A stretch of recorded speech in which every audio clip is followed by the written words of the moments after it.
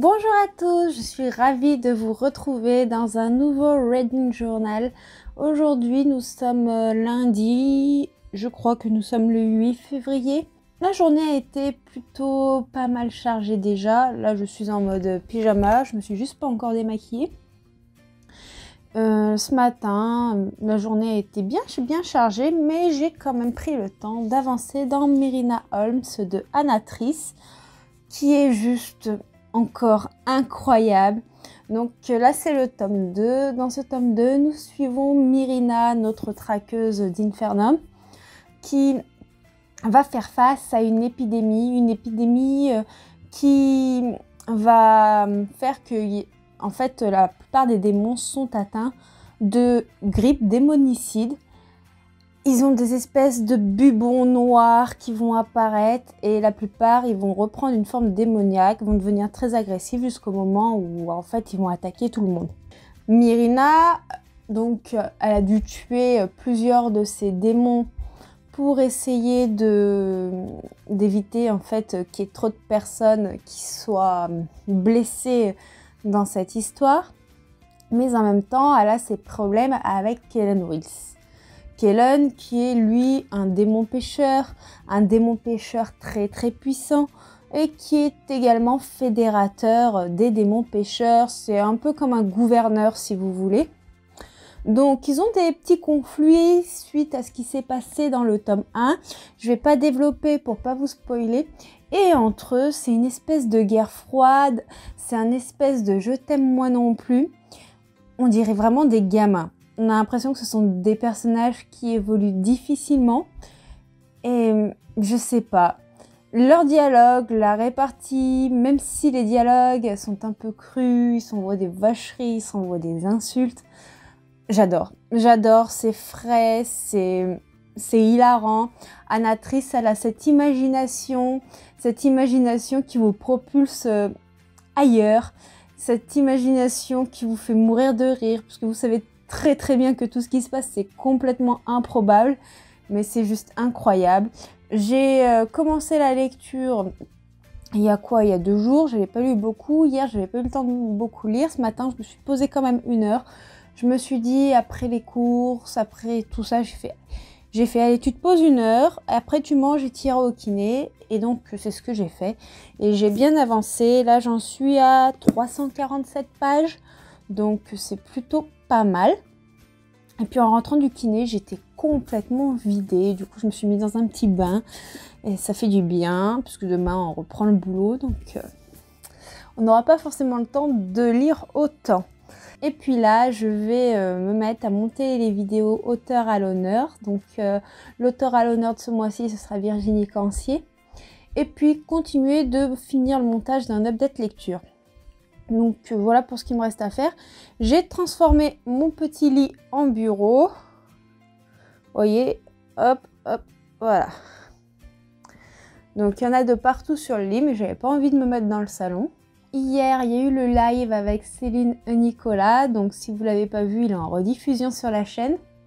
Il a duré presque 2h30. Je crois qu'il y a 2h19, quelque chose comme ça de live.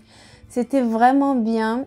Du coup, je vous invite à aller le voir. Céline, c'est une autrice adorable. Elle a écrit déjà 7 livres en 1 an, ce qui est vraiment pas mal. On voit l'évolution de sa plume à chacune de ses parutions. C'est une auto-éditée, mais une auto-éditée que je vous conseille fortement. D'ailleurs, je viens de voir que, comme je me suis mis, on voit simplement les fesses d'un personnage, mais en fait, c'est un poster de mon chéri qu'un de ses copains lui avait offert de Death Note. C'est tout ce que j'ai à vous dire pour ce début de Reading Journal. Du coup, là, je vais m'attaquer au montage et puis je vous dis à tout à l'heure.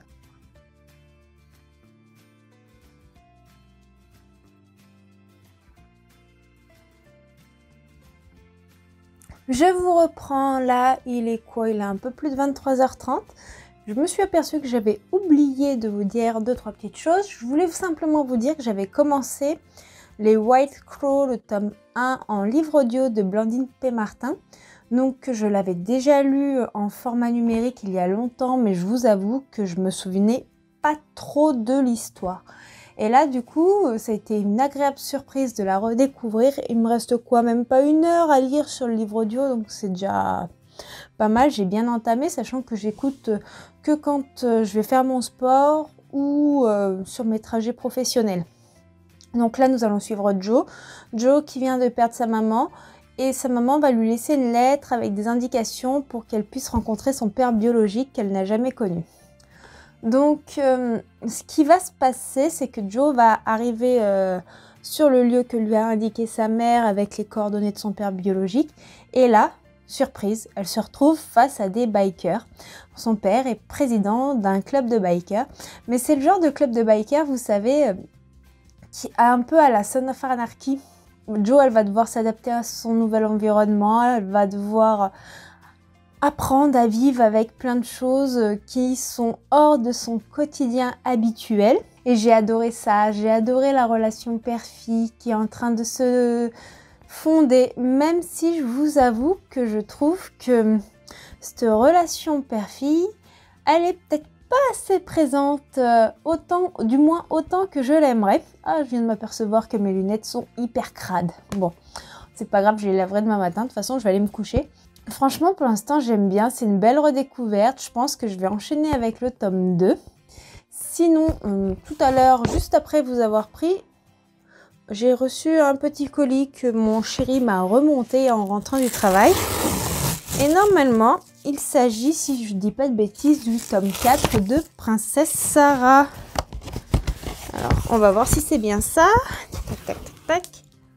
Et voilà, le tome 4 de Princesse Sarah. Comme vous le savez déjà, j'ai eu un gros crush sur cette bande dessinée. Donc, j'ai hâte de pouvoir la continuer. J'adore. Franchement, je suis fan. Je suis in love. C'est un gros coup de cœur. C'est une belle surprise. Autant par l'histoire que par les graphismes. C'est le genre de bande dessinée avec lequel on prend son temps et on se délecte de chaque détail. Ça, c'est pour le côté lecture. Et tout à l'heure, j'étais en train de préparer les articles pour la semaine, même si j'ai pas eu le temps de faire tout ce que je voulais. La journée était beaucoup trop courte.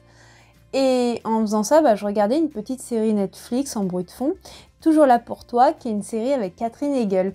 J'aime beaucoup cette actrice, elle joue aussi le rôle de Izzy dans Grey's Anatomy, si ça vous parle un peu plus. Et en fait, j'ai été genre choquée, puisque il y a une semaine, j'ai écouté le livre audio de Morgane Moncomble, Nos âmes tourmentées. Et c'était une double narration, donc il y avait la voix féminine, et puis il y avait la voix masculine. Et là, genre, il y a un acteur, sa voix de doublage, c'était la même que le narrateur dans Nos âmes tourmentées. Et du coup, ça m'a trop perturbée, mais un truc de fou. Du coup, ça m'a fait rire et je me suis dit qu'il fallait que je vous en parle. Du moins, j'avais envie de vous en parler, même si peut-être vous n'en avez peut-être rien à faire. Mais voilà. Bon, sur ce, je vais vous laisser. Je vais aller continuer ma lecture de Myrina Holmes et puis je vais aller dormir.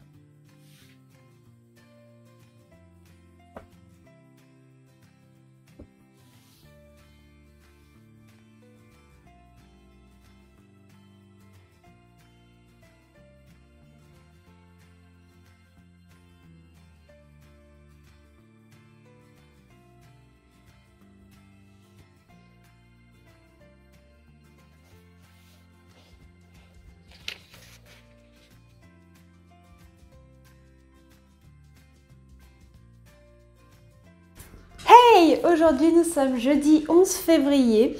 J'ai pas eu le temps de vous prendre pour discuter jusqu'à maintenant, puisque entre le travail et puis le quotidien, je manquais un peu de temps, puis surtout j'avais pas grand chose à dire, puisque je viens juste de terminer Myrina Holmes de Anna Triss. J'espère qu'on n'entend pas trop de bruit.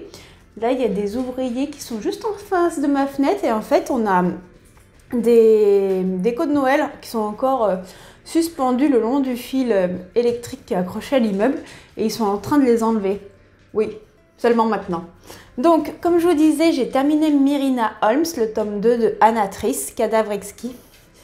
Et comment dire que je ne m'attendais pas à une fin pareille.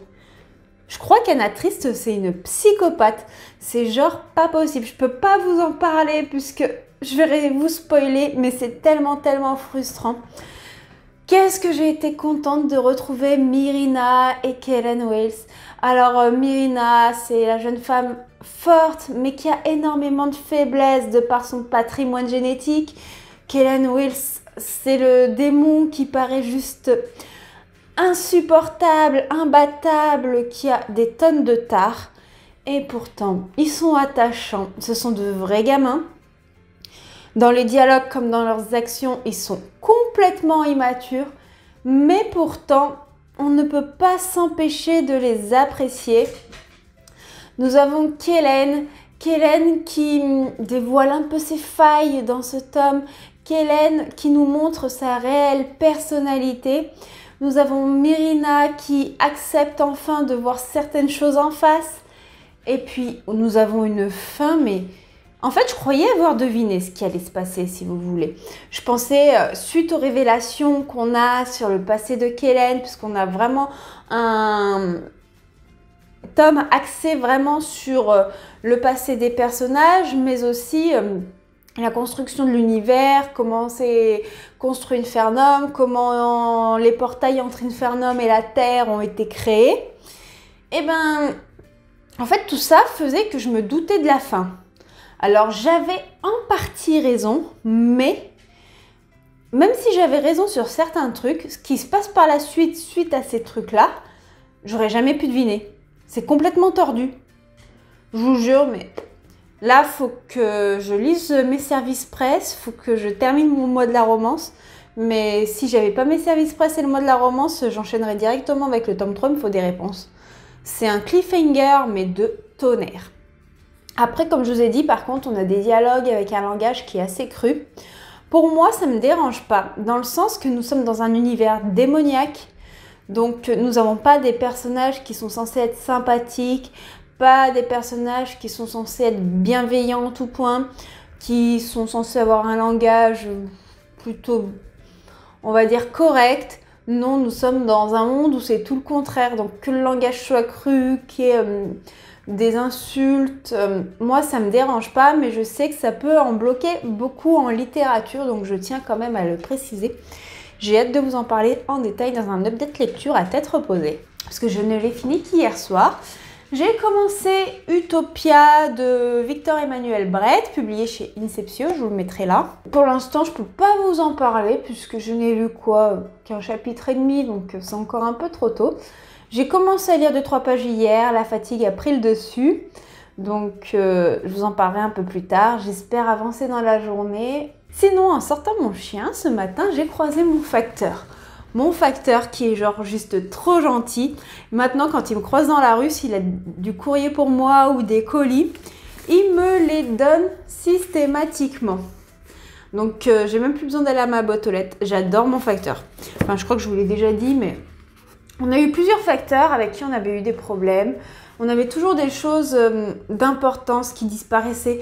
Genre les factures, tout ça, on recevait sans problème. Mais dès qu'on avait un colis ou des tickets restaurants, il y a quelques années, en fait, ça disparaissait toujours. Donc, il fallait tout le temps faire des réclamations. C'était usant. Et puis là, depuis qu'on a ce facteur-là, ça se passe genre trop bien. Il est trop sympa. Des fois, il m'appelle, il me fait « j'ai un colis contre signature, si tu veux, je te le pose, est-ce que tu m'autorises à signer à ta place ?» « Oui, pas de souci !» Moi, ça m'arrange bien, et puis il est super sympa. Je pense qu'il y a beaucoup de monde qui l'apprécie dans le centre-ville, puisque ça faisait longtemps qu'on n'avait pas eu un facteur comme ça. Donc là, normalement, ça devait être des mangas. C'est un colis La Fnac. Ouh, il est bien emballé. J'espère que les mangas sont pas abîmés.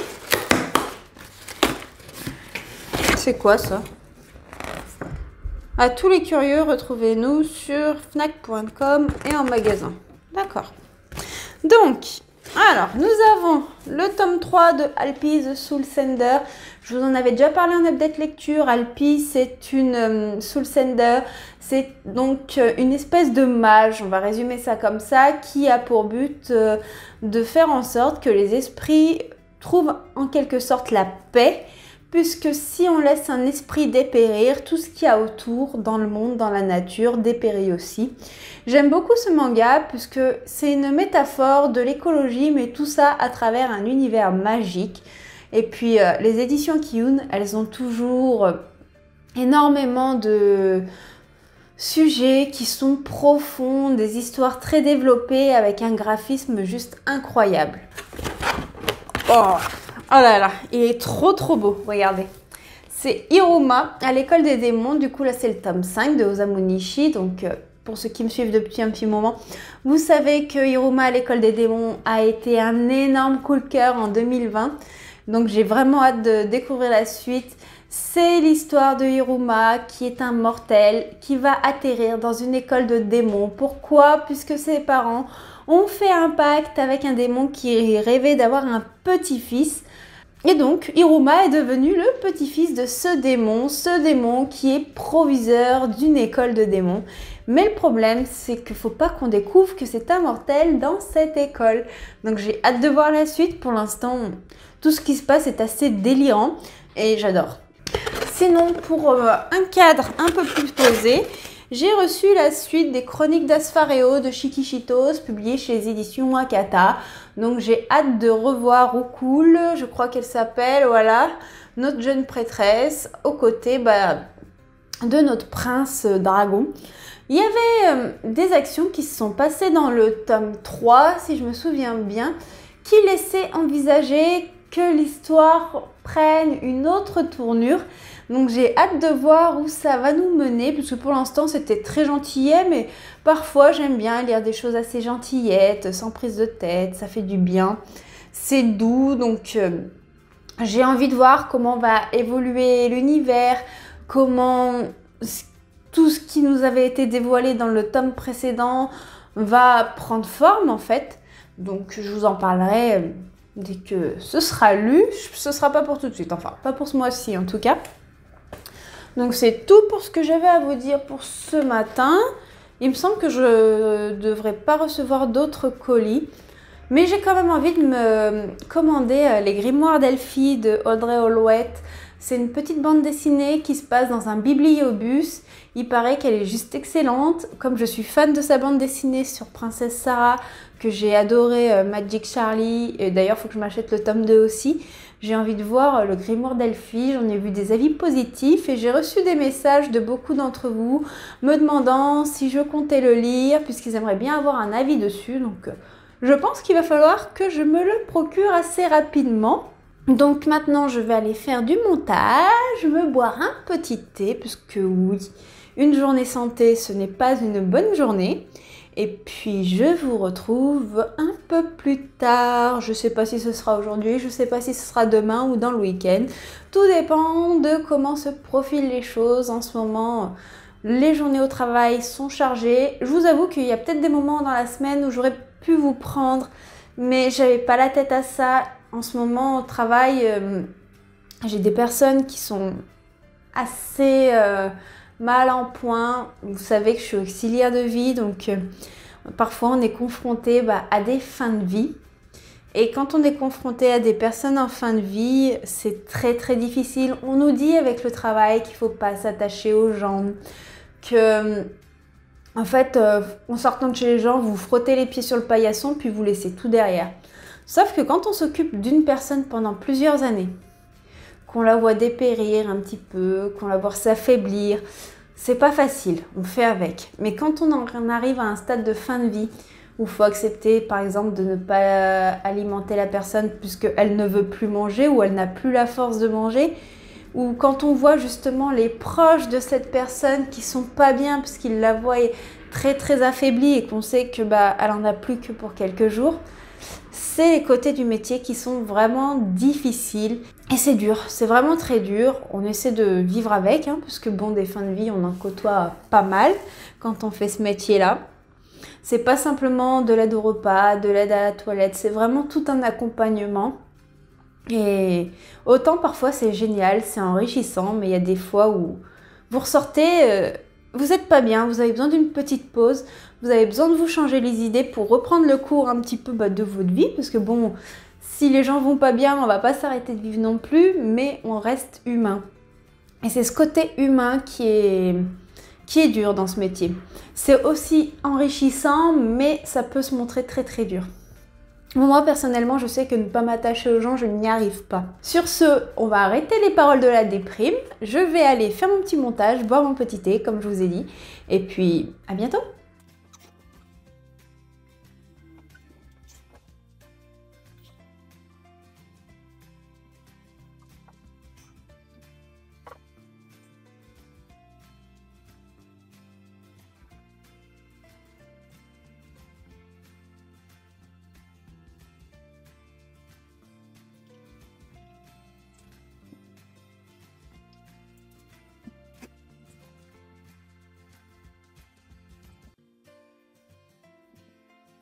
Nous sommes toujours jeudi, je reviens vers vous juste avant de partir travailler parce que je suis en train de lire Utopia de Victor Brett Emmanuel. Et en fait, là, il y a une phrase dans un dialogue qui m'a particulièrement percutée. Du coup, je voulais la lire. « Ça semble être l'existence rêvée, n'est-ce pas ?» répondit-il, désignant la ville à ses pieds. « Mais tu ne trouves pas ça trop facile, trop vide, simplement travailler le jour et faire la fête la nuit? Dormir, répéter, sans plus d'aspiration personnelle. » Moi, juste en lisant cette phrase, alors que j'en suis qu'à 6% de ma lecture, et ben, en fait, ça me fait beaucoup réfléchir. Ça résonne en moi. Ça fait vraiment penser au quotidien, à ce qui est important ou pas pour nous. Et je sais pas, je sens que cette lecture va amener pas mal de sujets de réflexion. J'ai hâte de continuer. Je suis dégoûtée de devoir partir travailler là. J'ai pas envie.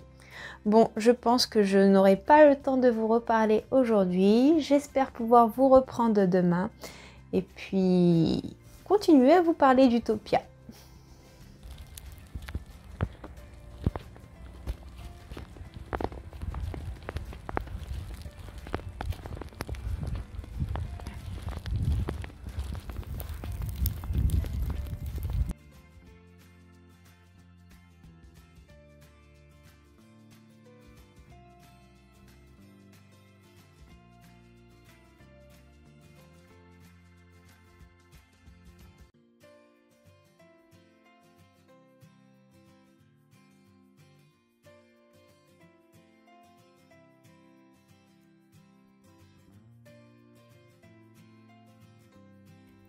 Hey, je suis contente de vous retrouver en ce dimanche 14 février. J'ai pas pu vous parler depuis quelques jours, tout simplement parce que j'ai eu beaucoup de travail. J'ai pas eu le temps de trop prendre le téléphone, papoter comme ça. Disons que le peu de temps qui me restait, j'étais bien en mode lock, donc c'était pas très intéressant. Ça a été une très petite semaine côté lecture. Ça faisait très longtemps que j'avais pas connu une semaine aussi peu fournie. Il faut dire que cette semaine, j'ai terminé Myrina Holmes et je suis toujours dans Utopia de Victor Brett Emmanuel. Donc pour l'instant, j'aime beaucoup, mais c'est une lecture qui apporte énormément de sujets de réflexion. C'est une lecture qui ne se lit pas comme ça. Moi, je sais que déjà, il y a la fatigue qui prend le dessus, mais il y a beaucoup de sujets qui me font penser, réfléchir à notre mode de vie, à notre façon de faire les choses. Je vais vous expliquer un petit peu de quoi ça parle, maintenant que j'ai bien avancé dans le livre, j'en suis quand même à 50% de ma lecture. C'est pas énorme, je vous l'accorde, avec mon rythme habituel, mais c'est toujours ça. Donc nous suivons principalement Elias et Kane. Ce sont deux garçons qui ont grandi dans un des pensionnats. Il faut savoir que dans l'histoire d'Utopia, nous avons la ville d'Elysia et autour nous avons des pensionnats. Et les enfants, jusqu'à leurs 18 ans, ils vivent dans un pensionnat avant de passer l'Optimus qui leur dira dans quelle caste ils vont appartenir. Il y a 3 castes, il y a les psys et je me souviens plus des autres noms des castes. Voilà. Donc, au moment de passer l'Optimus, Elias, il va se rendre compte que il risque d'être en danger, donc il va découvrir autre chose en dehors de Elysia, sachant qu'on pense que le monde autour de Elysia est mort. La planète, elle en a eu marre qu'on pompe ses ressources et du coup, elle a pris un peu sa revanche, dans le sens où des créatures qui étaient inoffensives ne le sont plus, que Elle ne veut plus de l'homme, si vous voulez, et du coup, la population est vraiment protégée et en sûreté au sein des Elysia. Mais Elysia, si elle paraît utopique en tout point, moi, personnellement, ça me fait flipper. Tous les appartements sont pareils, il y a les psys qui gouvernent, il y a des pilules pour moins dormir et du coup pouvoir faire la fête ou être plus performant au travail. Donc c'est particulier comme univers, je vous en parlerai plus en détail dans un update lecture. Mais moi je trouve ça très très dérangeant. J'aimerais pas être comme tout le monde, j'aimerais pas avoir la même déco que tout le monde, j'aimerais pas ne faire qu'une seule chose dans ma vie. Enfin, c'est quelque chose qui m'est complètement inconcevable, du coup c'est perturbant, ouais, j'ai pas d'autre mot. Je cherchais un autre mot pour pas répéter toujours la même chose, mais non, il n'y a rien qui me vient. Donc voilà, pour mes lectures, je pense que ce soir, je vais essayer quand même de lire une petite lecture graphique, parce que j'aimerais bien lire autre chose, parce que bon, j'aime beaucoup ma lecture, mais j'ai besoin de lire peut-être une histoire un peu plus légère. Je verrai entre un manga, une petite bande dessinée en fin de soirée. Là, cet après-midi, je vous avais dû le voir dans les rushs juste avant.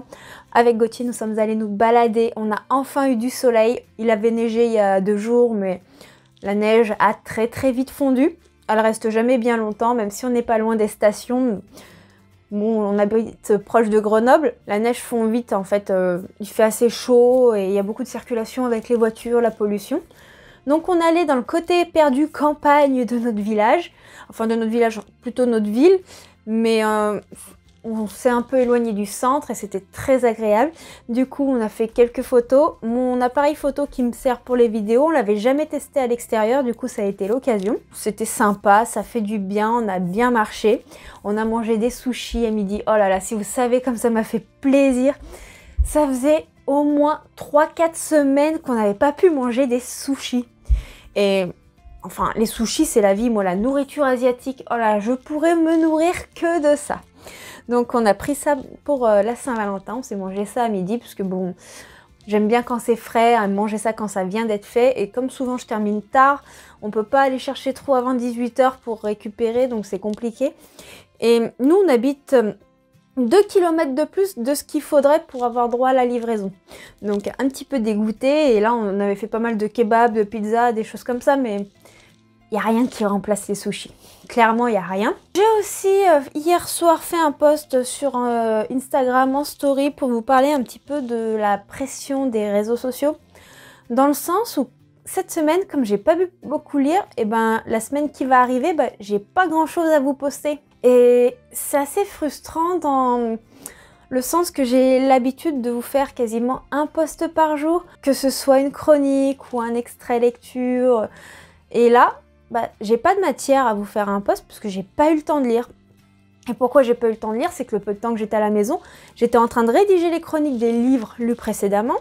J'étais en train de faire du montage vidéo, j'étais en train de préparer les photos, enfin tout le travail sous-jacent que vous ne voyez pas derrière l'écran. Et du coup, c'était du temps de lecture que je n'avais pas. Donc j'ai décidé de peut-être diminuer un peu le rythme de publication pour pouvoir lire. Parce que c'est bien de faire mes publications, mais si je lis pas, au bout d'un moment, j'arrive à un moment où je ne peux plus faire de publication. Donc peut-être au lieu d'en avoir 7 jours sur 7, il y en aura peut-être que 4 sur 7, 5 sur 7. Enfin, j'ai pas envie de me donner un chiffre précis. C'est quand je peux vous en faire une, je vous en fais une. Et quand je peux pas, je peux pas. Tout simplement pour éviter d'avoir cette pression. Là, j'arrivais le soir et je me suis dit, mince, j'ai pas eu le temps de faire ma publication. Allez, vite, vite. Et du coup, je me mets un stress incroyable. Et c'est pas le but. J'ai vraiment envie de continuer à faire ça par plaisir, partager avec vous par plaisir. Et puis, ce qui me frustrait également, c'est que j'ai pour habitude de partager les posts qui me plaisent sur Instagram pour discuter, pour avoir vraiment un lien et pas simplement publier pour publier. Et là, ça faisait quelques semaines où je n'avais le temps de faire que ça et ça me convenait pas. Moi, c'est vraiment le partage qui m'intéresse et partager pour moi, ça vaut pas le coup, hein, qu'on soit d'accord. Bon, je pense que je vais arrêter de blablater ici. J'ai pas mal parlé déjà. Bon, ce vlog sera peut-être un peu plus court que les précédents. Tant mieux, ce sera moins pénible à regarder, je pense. Et je vais aller tourner les vidéos puisque j'ai la vidéo des sorties littéraires à vous tourner, que j'ai préparée tout à l'heure. Ça m'a pas bien pris 2-3 heures. Maintenant, il faut la tourner. Et après, il y a encore le montage. C'est la plus pénible à préparer puisqu'il y a énormément de choses à dire. Et comme je vous présente des sorties littéraires que je n'ai pas lues forcément, il faut que je travaille sur les résumés, il faut que je fasse de la recherche. Et ça prend un temps infini. Et ne parlons pas du montage. Donc je vais faire ça, je vais essayer de vous tourner un update lecture. Je vais essayer aussi de vous parler un petit peu de Audible maintenant que je l'ai testé sur plusieurs livres audio. Et puis je vous retrouve prochainement, j'espère que ce vlog vous aura plu. Moi je vous fais de gros bisous, j'espère que tout va bien pour vous. N'hésitez pas à venir papoter en commentaire, que ce soit de lecture ou de tout et de rien. Et puis je vous dis à bientôt. Ciao ciao!